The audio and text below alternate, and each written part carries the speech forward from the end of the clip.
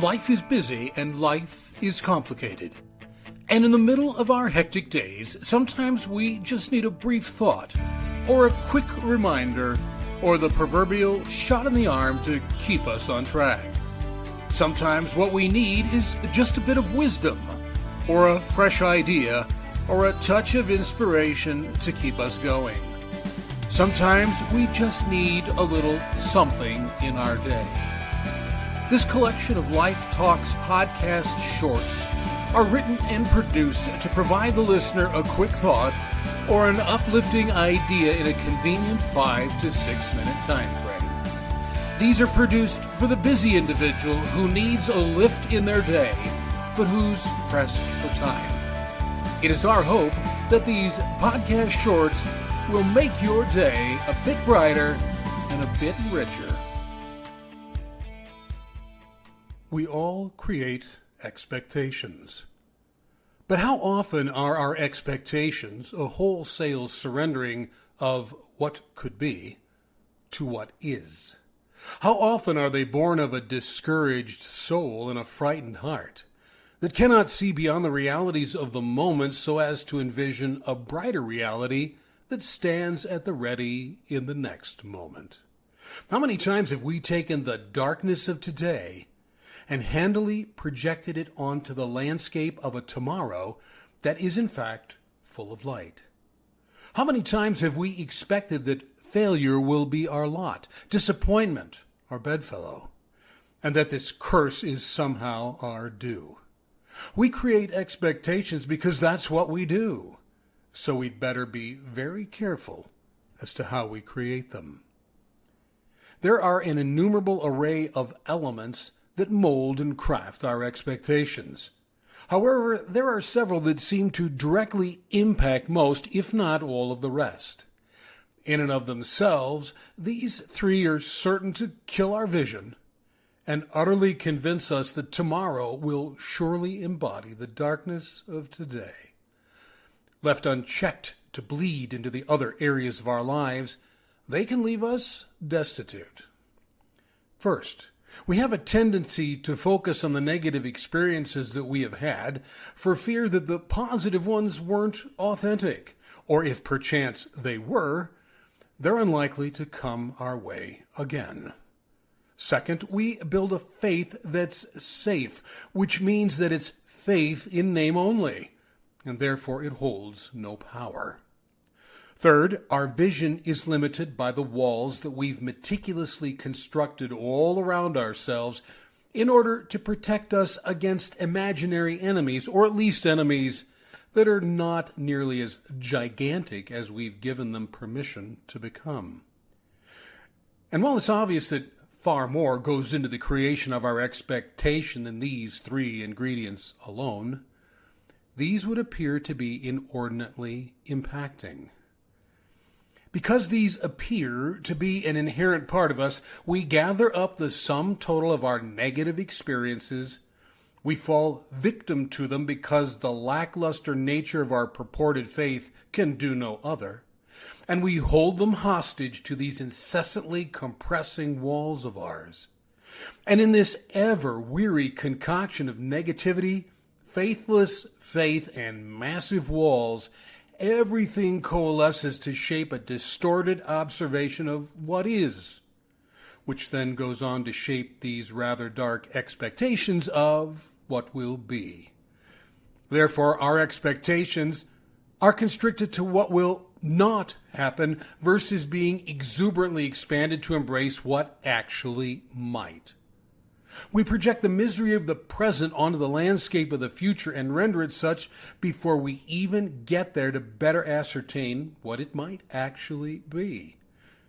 We live with this morbid expectation that nothing will get better, that the future is eternally doomed to be nothing more than the past in redress, and that any hope of something better would be yet another expectation disappointed, when we feel far too fragile to bear yet another disappointment of any sort at all. The morning was yet dark, as if the darkness was purposely lingering in spite of a morning that should have long been well on its way. The cold of a winter in retreat somehow remained fiercely undiminished, casting a biting edge across what was supposed to be a warming spring. The snow had secretly begun falling under the cover of a night now lifting, leaving a world elated by spring's flowers laying helplessly encased in winter's white.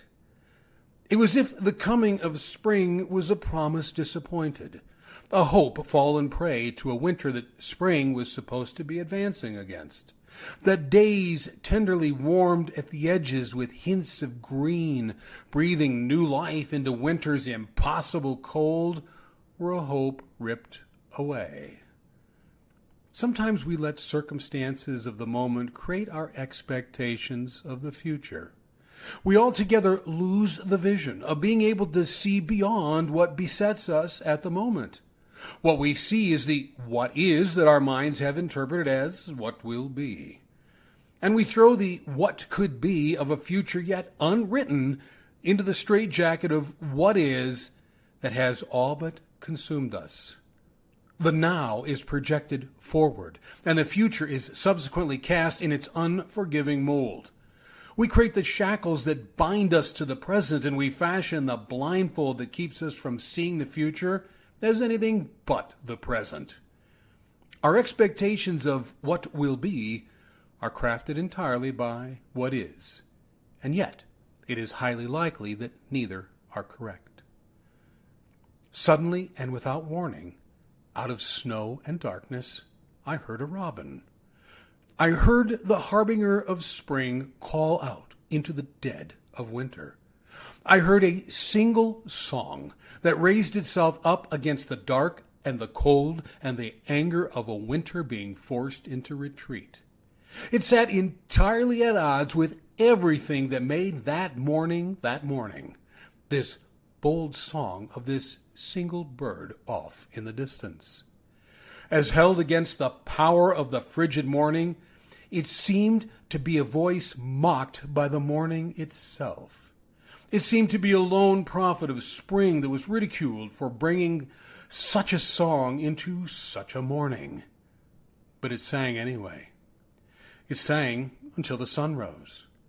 It sang the promise of something better that I could not see because I had errantly projected the what is of a dark moment onto the what could be of a spring already surging in my direction. The single robin was not deterred by the darkness and foreboding cold of my expectations. It sang, and that evening it bid the cold day farewell by singing into the night of spring well on the way. It took a robin, this single harbinger of spring, to remind me that the moment is just that, the moment. On the heels of any day or any event, there is a robin singing in the distance. There is the hope of something coming, of the end of the darkness and the cold, of all things always moving on to new things. I cannot allow my expectations of what is to create some sort of construed view of the future that, in and of itself, will not bow to my what is. It might be dark. It might be cold. I might not see the horizon. But out on the horizon's edge, there stands a robin. There is something that is raising its song into the darkness and the cold, heralding the truth that something new has long been running in our direction. Such is the story of spring, and better yet, such is the promise of God's redemptive plan. Something new is coming, and the darkness of our expectations cannot stop it. Its existence is undeniable, and its arrival is inevitable. So you might take a moment, step into a darkness that is cowering before the light of a new day, pull your coat tight against a cold that is bowing in sure retreat, raise an ear, and listen for a robin. Thanks for being with us today. It's our hope that this podcast short gave you something not only to enrich your day, but touch your life. Here at Life Talk, we also produce a collection of regular-length podcasts that address timely, relevant, and deep-seated issues in our lives, our communities, and our world. You can also discover an array of additional resources on our website at www.craiglpc.com.